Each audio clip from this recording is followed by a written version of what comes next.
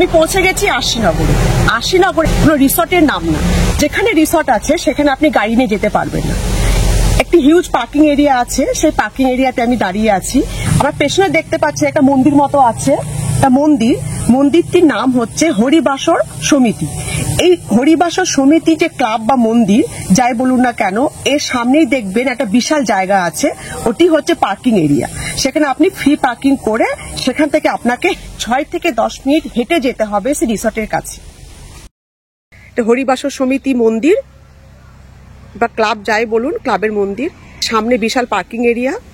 এই দেখতে সেট করা আছে গ্রিন কাপড়ের, এটা পার্কিং করার জায়গা। ওপেন পার্কিংও করতে পারেন, কোনো অসুবিধা নেই। এখন গাড়ি পার্ক করা আছে 2-1টি, যারা আসে তারা এখানে পার্ক করে এখান থেকে হেঁটে যেতে হবে। তাহলে চলুন আমরা হাঁটা শুরু করি।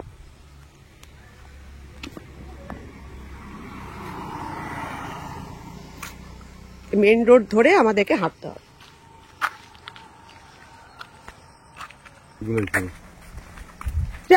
শিল্পগ্রামটা কোন দিকে? কটেজগুলো, কটেজ ফটেজ আছে, থাকার জায়গা হ্যাঁ। ওই যে এই যে একটা পাকা বাড়ি, হ্যাঁ হ্যাঁ হ্যাঁ, ঝোড়া করা আছে দেখতে পাচ্ছেন, এইভাবে আপনি চলে যাবেন।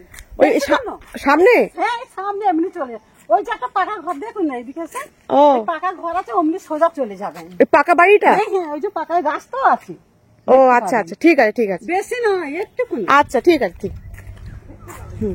যে একজনকে জিজ্ঞাসা করলাম, বললো ওই সামনে রাস্তাটা দিয়ে বাদিকে যেতে হবে, সেখানেই যাচ্ছি। এবার এখানে আসতে গেলে আপনারা কিভাবে আসবেন সেটা আমি বলবো না, সেটা আমি একটা টোটোওয়ালাকে জিজ্ঞেস করব, যারা ভালোভাবে বলতে পারবে, বুঝিয়েও দেবে, আর আপনারাও পরিষ্কারভাবে জেনে যাবে। চলুন, তাকে টোটোওয়ালা আসছে দূরে আমি দেখতে পাচ্ছি, সেই টোটোওয়ালাকে আমি জিজ্ঞাসা করি যে এখানে আপনারা কিভাবে আসবেন যদি আপনারা ট্রেনে করে আসেন। আসুন।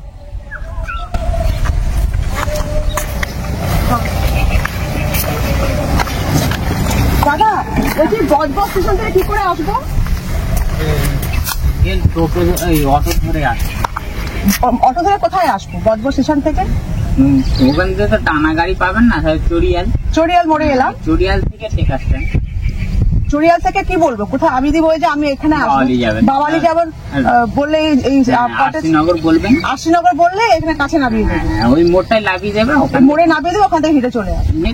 অন্য গাড়ি ধরতে পারে, নাহলে কোম্পানিতে ফোন করলে আমাদের টোটো। ও ওখান থেকে আমি যদি রিক্সাটা ফোন করি, রিক্সা থেকে অটো পাঠিয়ে টোটো পাঠিয়ে দেবে, আর নাহলে ওখান দিয়েও টোটো আছে। 3টে নিতে হবে, স্টেশন থেকে চড়িয়াল মোড়, ওখান থেকে এই মোড়ে অটো স্ট্যান্ড, টোটো স্ট্যান্ড, ওখান থেকে আবার টোটো। এবার যদি ওখান দিয়ে বজবজ থেকে ম্যাজিক পেয়ে যান, তাহলে টানা এখানে পেয়ে। ম্যাজিক মানে? ম্যাজিক গাড়ি, ওই ভ্যান গাড়ি না, ম্যাজিক ভ্যান একটা মানে গাড়ি চাই। ও ম্যাজিক ভ্যান, ও বুড়ুল পর্যন্ত যাই তো। ওটা পেলাম না ধরুন, তাহলে অটো করে করে এমনি আসতে হবে, আর এখানে এসে ফোন করলে ওরা টোটো পাঠিয়ে দেবে। আচ্ছা ঠিক আছে।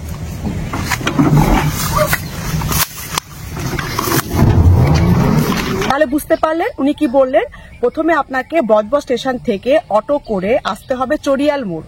সে চড়িয়াল মোড় থেকে আপনি আবার অটো বা টোটো করে বলবেন আশিনগর যাবেন। আশিনগর বললে ওরা আপনাকে এখানকার যে লোকাল টোটো স্ট্যান্ড বুরুল টেকা স্ট্যান্ড, এই বুরুল টেকা স্ট্যান্ডে আপনাকে নিয়ে আসবে।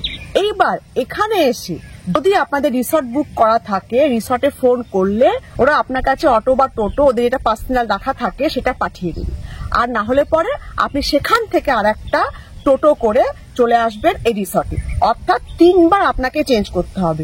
বজবজ স্টেশন থেকে চড়িয়াল মোড়, চড়িয়াল মোড় থেকে আর একটা টোটো বা অটো করে যেখানে আপনাকে নামাবে, সে অটো স্ট্যান্ড থেকে আর একটা টোটো নিয়ে আপনাকে আসতে হবে রিসর্টে।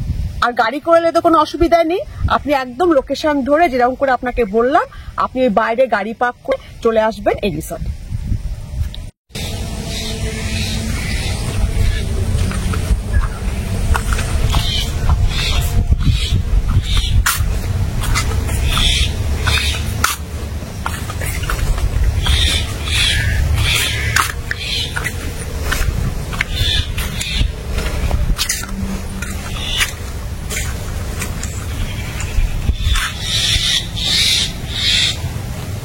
এটা হচ্ছে এন্ট্রান্স, খুব সুন্দর একটা এন্ট্রান্স,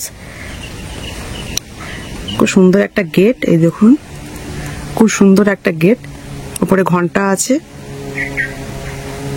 মন্দিরের মতো খুব সুন্দর একটা গেট। এবার গেটটা দিয়ে ভেতরে ঢুকবো, দেখবো কিরকম।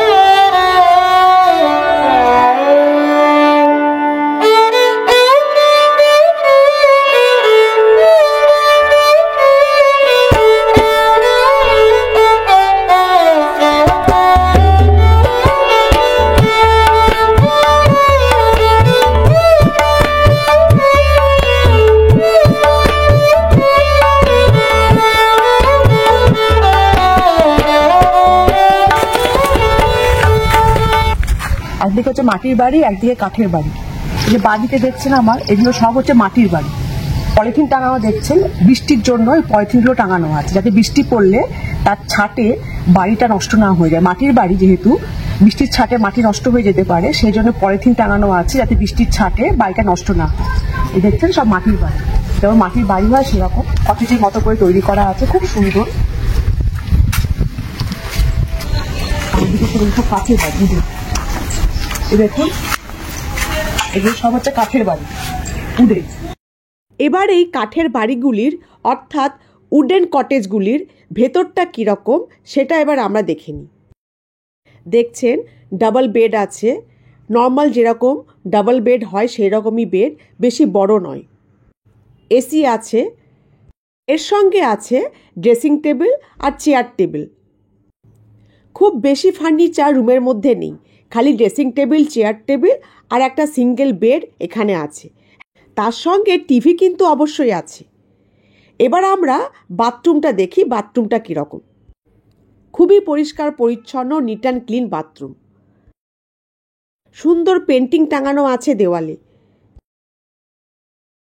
শুধু তাই নয়, বাথটাবও আছে এখানে।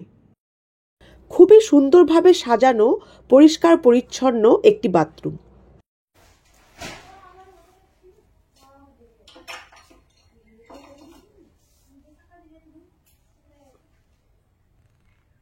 রুমগুলো কিন্তু খুব বড় না, মিডিয়াম ছোট ছোট সাইজের রুম। দুজন কিন্তু ভালোভাবে থাকতে পারবে। দুজনের বেশি তিনজন হয়ে গেলে রুমের মধ্যে থাকাটা কিন্তু সম্ভব নয়। বেডটাও দেখলেন দুজনের পক্ষে একদম পারফেক্ট। যদি আপনি তিনজন হয়ে যান, একটা বাচ্চা চলে আসে আপনার সঙ্গে, সেক্ষেত্রে কিন্তু প্রবলেম হতে পারে। রুমটাও ছোট। উডেন কটেজগুলো দেখে, কাঠের বাড়িগুলি দেখে এবার আমরা দেখব মাটির তৈরি বাড়িগুলি, কটেজগুলি কীরকম।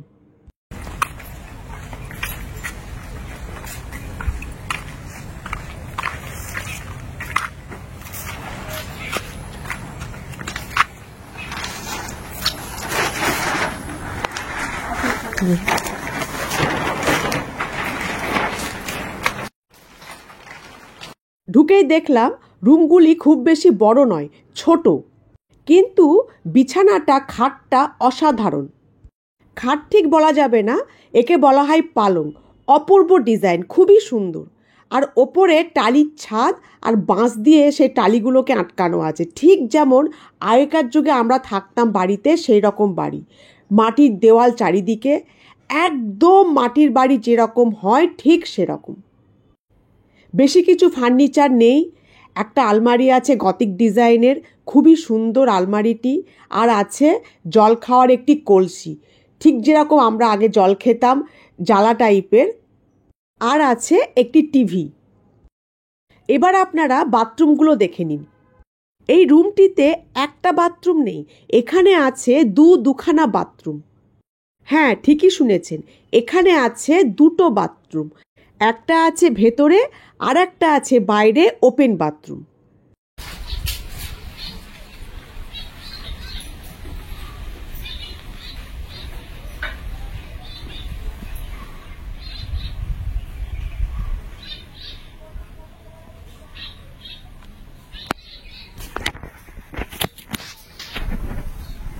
এই যে দেখছেন খোলা আকাশের নিচে,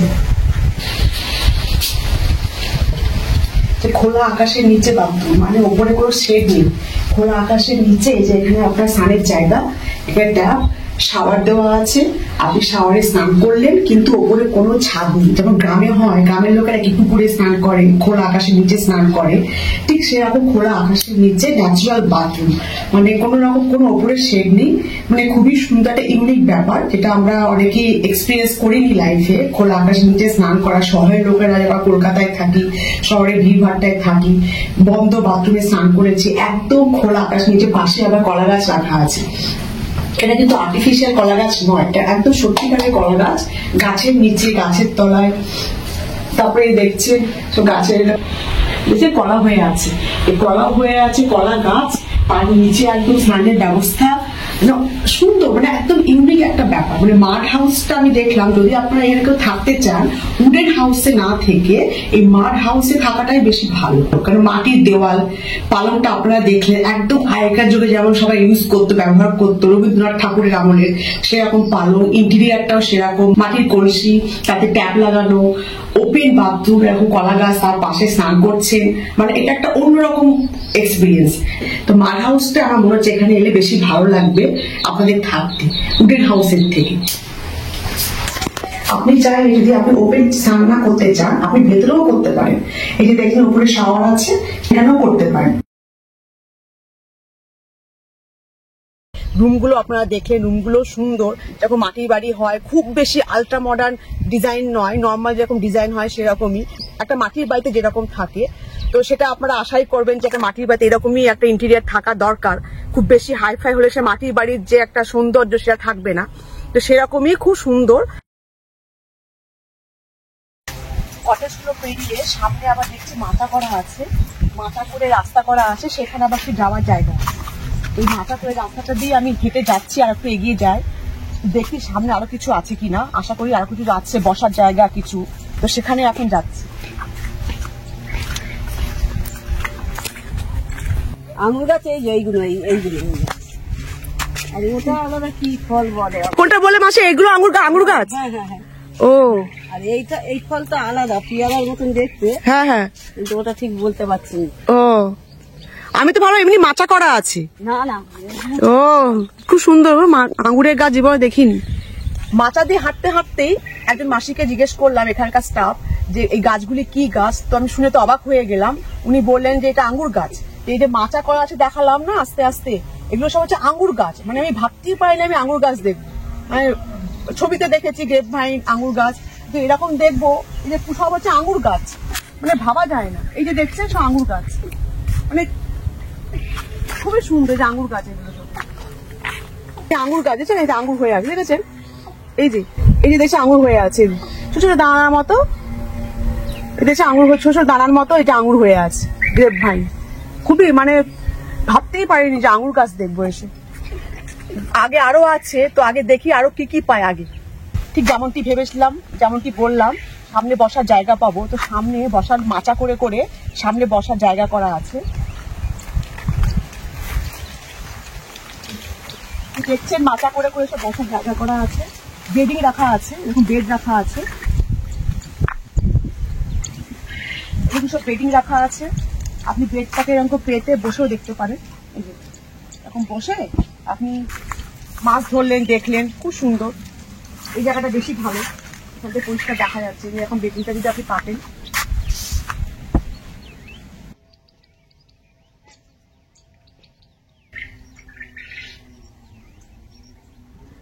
এরকম করে বসে আপনি পুকুরটা দেখুন, কিছু স্ন্যাক্স খান, বসুন, এনজয় করুন পুকুরটা, ঠান্ডা হাওয়া। যদি একটা মাছ ধরতে ইচ্ছা করে, ফিশিং এর শখ থাকে, ফিশিংও করুন। খুব সুন্দর ব্যবস্থা, মনে হচ্ছে ঘন্টার পর ঘন্টা বসে থাকি।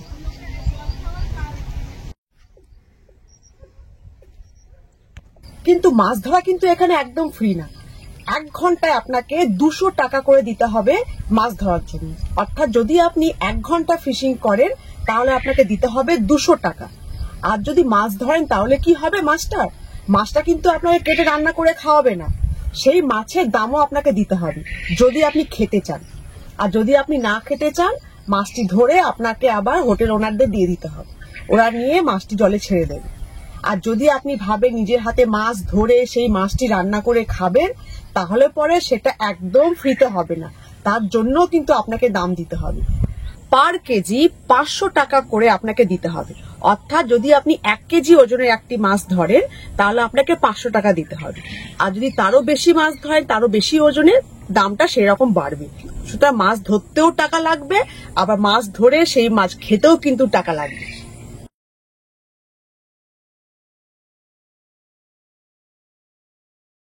পুকুরের আমরা এই সাইডটায় আছি, এবার আমরা ওই পারে যাব, ওই সাইডটায় যাব। ওই সাইডে দেখছি বসার জায়গা আছে, কিছু একটা বাড়িও দেখতে পাচ্ছি সুন্দর, বেশ নকশা করা, ডিজাইন করা। তো সেখানে গিয়ে একবার দেখি জিনিসটা কি। আসুন,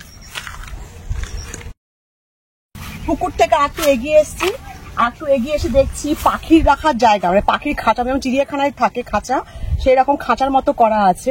তো জানি না সেখানে পাখি আছে কি নেই, তো গিয়ে দেখতে হবে। দেখতে পাচ্ছেন সামনে সব খাঁচার মতো করা আছে।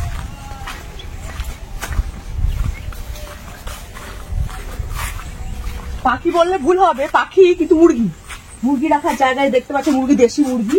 মানে আপনি যদি চান এই দেশি মুরগিগুলোকে আপনাকে রান্না করে খাওয়ানো হবে আর কি, এরকম ব্যবস্থা রাখা করা আছে আর কি। তো পাখি ঠিক, মুরগি রাখার জায়গায় ওপরে মুরগিদের বাচ্চা, দেশি মুরগি।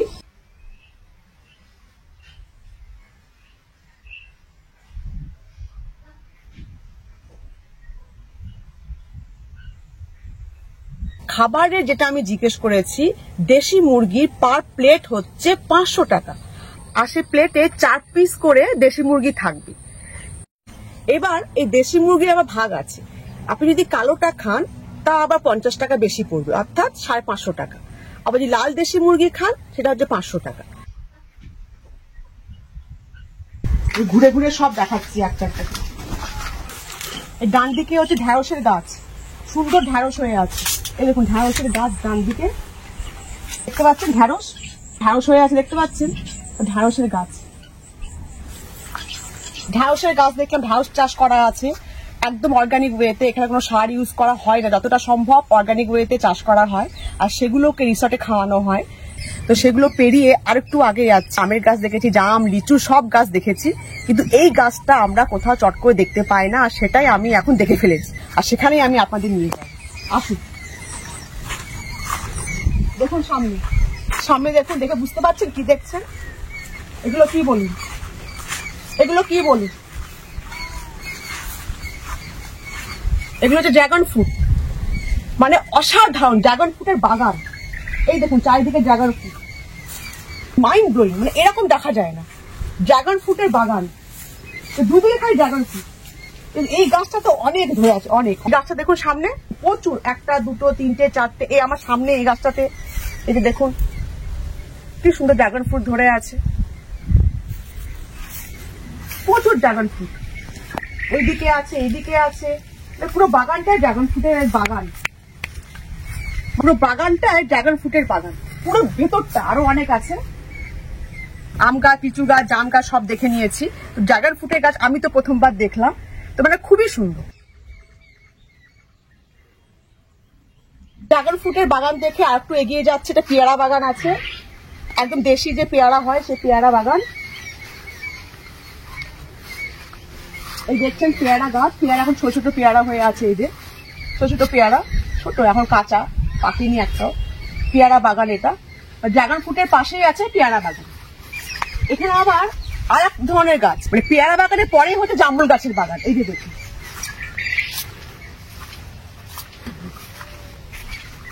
জামরুল গাছ, এই দেখুন জামরুল গাছ, জামরুল গাছের বাগান। আমরা কিন্তু পুকুরের ওই পার থেকে যে বসার জায়গা, ওখান থেকে হাঁটতে হাঁটতে বাগান দেখতে দেখতে কিন্তু পুকুরের অন্য পারে চলে এসেছি। আপনাদের বলছিলাম না ওই পারে যাবো, দেখবো কি আছে, ভালো একটা বাড়ি দেখলাম, সুন্দর বাড়ি। তো ওই বাগান দেখতে দেখতে কিন্তু আমরা এই পারে চলে এসেছি, অন্য পার থেকে। মাছ ধরার জন্য ব্যবস্থা করা আছে, এখানে মাচায় বসে এরকম পুকুরের ধারে আপনারা বসতেও পারেন, নর্মালি কি বসে মাছও ধরতে পারেন, সেরকম ব্যবস্থা করা আছে। ঠিক যেরকম গ্রামে একটা হয়, গ্রামে একটা পুকুর পাড় থাকে, সেখানে বসার জায়গা থাকে, বাগান থাকে, এক পাশে ধানের ক্ষেত, এক পাশে বাগান, তার মাঝখানে বাড়ি, মাটির বাড়ি, সেই রকমই ঠিক পরিবেশটা এখানকার।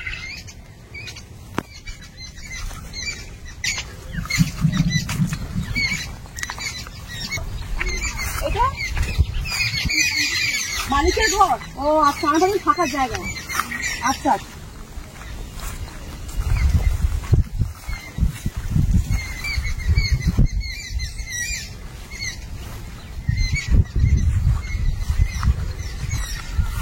দেখতে পাচ্ছেন পেছনে, আমি বলছিলাম যে একটা সুন্দর বাড়ি দেখতে পেলাম, নকশা করা, ডিজাইন করা সুন্দর। তো এটা হচ্ছে মালিকের বাড়ি, এটা জিজ্ঞেস করলাম মাসিকে, মাসি বলে মালিকের, মানে এখানকার যে মালিক তার বাড়ি এটা, সেটা এরকম ডিজাইন করে সুন্দর করে রাখা, মানে খুবই সুন্দর বাড়িটা দেখতে। আমি আপনাকে দেখাচ্ছি, ভালো করে একটু দেখে নিন, খুব সুন্দর বাড়ি।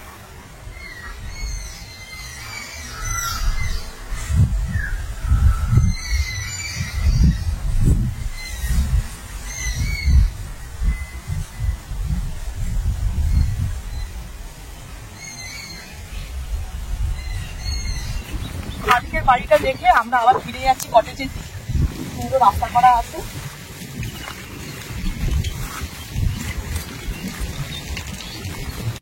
এবার আমি আপনাদের এই কটেজে থাকার রেটটা বলে দিই। এখানে দু রকমের কটেজ আছে, একটা হচ্ছে মাটির তৈরি মাড হাউস, আর একটা হচ্ছে কাঠের তৈরি উডেন হাউস। এবার প্রথমে বলি মাড হাউস বা মাটির তৈরি বাড়ির রেটটা কিরকম। মাটির তৈরি যে কটেজগুলি সেগুলির রেট হচ্ছে পার ডে ৩,৭৫০ টাকা প্লাস 12% জিএসটি, মানে 3,750 রুপিস হচ্ছে পার ডে ভাড়া, তার সঙ্গে 12% জিএসটি। এই ভাড়ার মধ্যে ৩,৭৫০ টাকার মধ্যে আপনি পাবেন কমপ্লিমেন্টারি ব্রেকফাস্ট, অর্থাৎ ব্রেকফাস্টটা পুরো ফ্রি। কিন্তু লাঞ্চ বা ডিনার করতে হলে আপনাকে মেনু ওয়াইজ যেরকম মেনুতে দাম লেখা থাকবে সেই রকম আপনাকে পে করতে হবে, অর্থাৎ ব্রেকফাস্টটা ফ্রি, লাঞ্চ বা ডিনার বা স্ন্যাক্স আপনি যাই খান না কেন ওটা পুরো পেড, আপনাকে পে করতে হবে। এটা গেল মাটির তৈরি বাড়ি। এইবার কাঠের তৈরি যে বাড়িগুলো সেইগুলির রেট হচ্ছে ৩,৫০০ টাকা প্লাস 12% জিএসটি, অর্থাৎ 250 টাকা কম, 250 টাকা কম ওই মাটির তৈরি বাড়ির থেকে। মাটির তৈরি বাড়িগুলো ছিল ৩,৭৫০ টাকা আর কাঠের তৈরি কটেজগুলি হচ্ছে ৩,৫০০ টাকা, 250 টাকা কম। সেম 12% জিএসটি এখানেও থাকবে, কমপ্লিমেন্টারি ব্রেকফাস্ট পাবেন, কিন্তু লাঞ্চ আর ডিনার বাকি সব খাবার দাওয়া আপনাকে নিজে কিনে খেতে হবে।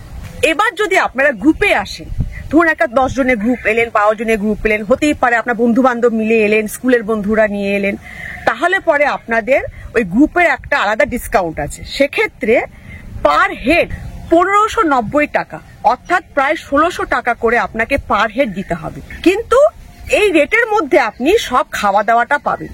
অর্থাৎ আপনি যদি আসেন পুরো ডে আউটিং এ, আপনাকে একটা ঘর দেবে, যে ঘরে আপনি একটু বসলেন, রেস্ট নিলেন, বাকি ফার্ম হাউসটা ঘুরে দেখলেন, আবার কিছুক্ষণ বসলেন, আর খাওয়া দাওয়া আপনি যদি সকালে আসেন আপনাকে চা বিস্কিট দেওয়া হলো, তারপর লাঞ্চ দিল, তারপর বিকেলে চা স্ন্যাক্স খেয়ে আপনাকে এই রিসর্টটি ছেড়ে চলে যেতে হবে। নাইট আউটের কিন্তু কোনো ব্যবস্থা নেই, একটি মাত্র ঘর দেওয়া হবে শুধুমাত্র বসে কিছুক্ষণ রেস্ট নেওয়ার জন্য, আরাম করার জন্য।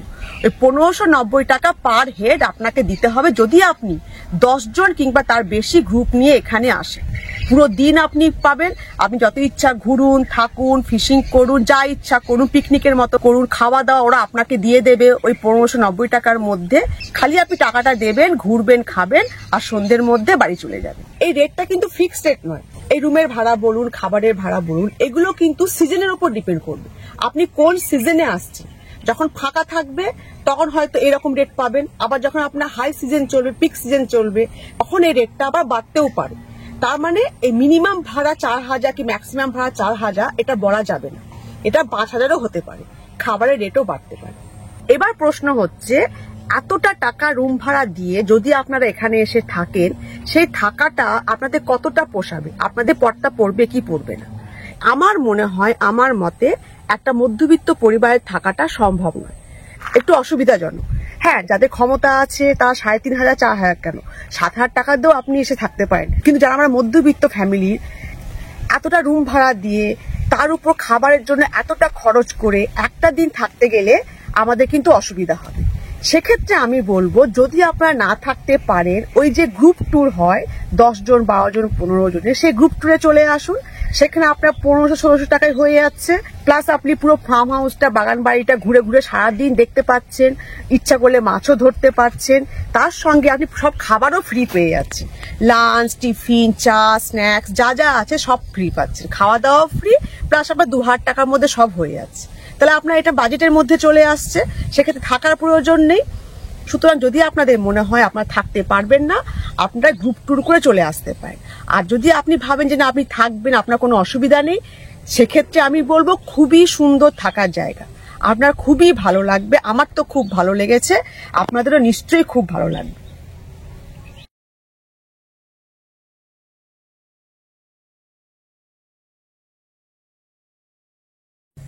রিসর্টের ভেতরটা তো আমরা দেখে নিলাম, এবার এই রিসর্টের আশপাশে কি কি দেখার জায়গা আছে সেটি এবার জেনে নেওয়ার পালা। যদি আপনার রিসর্টে একটা দিন থাকতে চান আর শুধু রিসর্টে বসেই কাটাতে না চান, তাহলে এই রিসর্টের আশপাশে কি কি জায়গা আপনারা দেখে নিতে পারেন ওই একই দিনে, সেটা এবার আমরা দেখতে যাব।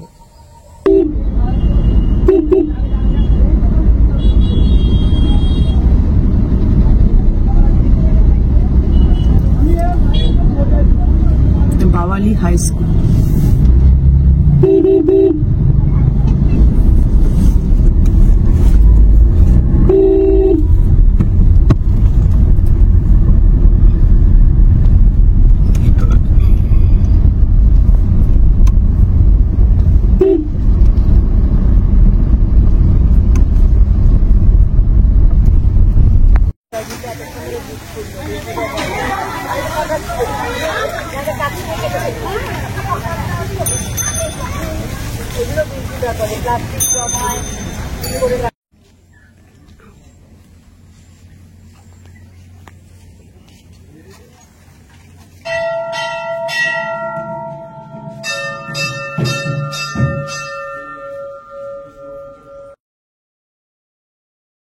আমরা ফার্ম হাউস থেকে চলে এসেছি 1 কিলোমিটার দূরে একটি প্রাচীন মন্দিরে।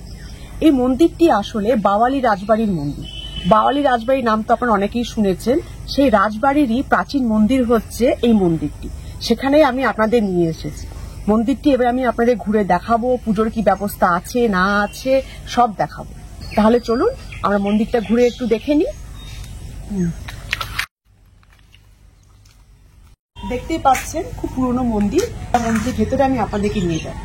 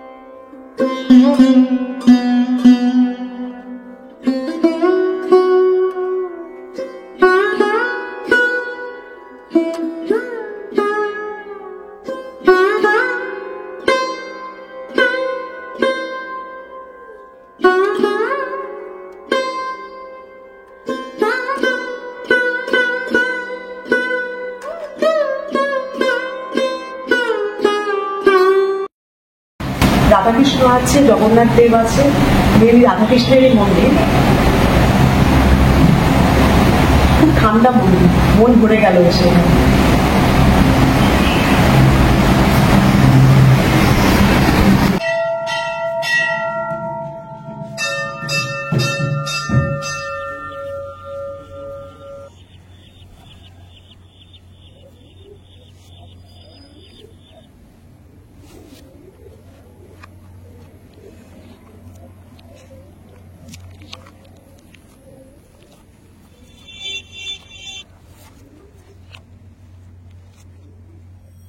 মন্দিরটি আমরা ঘুরে দেখলাম, দেখলেন খুব সুন্দর একটি প্রাচীন মন্দির, বেশ ভালো লাগবে। মন্দির ঘুরে এবার আমরা যাব অন্য একটি জায়গায়। এই সব সাইট সিন গুলো আপনারা চেষ্টা করবেন অটো কিংবা টোটো করে করার, কেননা গ্রামের রাস্তা অনেক জায়গায় সরু, আপনার গাড়ি নিয়ে গেলে অসুবিধা হতে পারে। এখন যেখানে আমরা যাব সেখানে কিন্তু গাড়ি নিয়ে গেলে বিপদে পড়ে যাবেন, আপনাকে অটো কিংবা টোটো করেই যেতে হবে। আমরা পৌঁছে গেছি এখানকার বিখ্যাত একটি নদীর ধারে, রায়পুর নদীর ধারে। খুবই বিখ্যাত একটি জায়গা, খুবই বিখ্যাত একটি পিকনিক স্পট।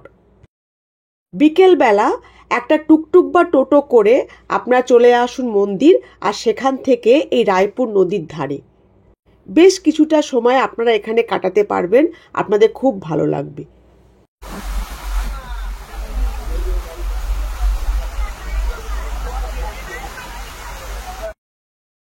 তাহলে ঝটপট একটা ট্যুর প্ল্যান করে ফেলুন, একদিন অথবা দুদিনের, যেটা ইচ্ছা।